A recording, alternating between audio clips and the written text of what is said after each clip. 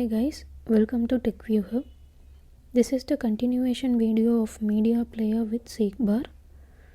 So in this tutorial we are going to see how we can change the image button to play when the song finish playing. For this, first we are moving to main activity.java. Below the timer, we are setting OnCompletionListener to the media player.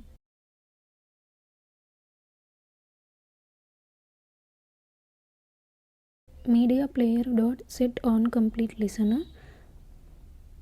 New media player dot OnCompletionListener. Inside the OnCompletion method, image button dot set image resource or dot drawable dot play image.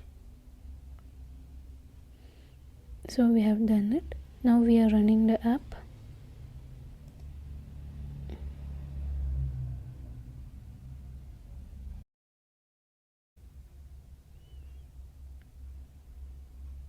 Clicking on play button.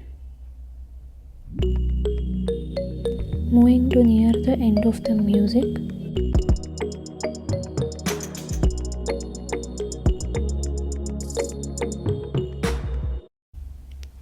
Once the song finish, the image automatically changes to play. So we have executed successfully. Thanks for watching the video.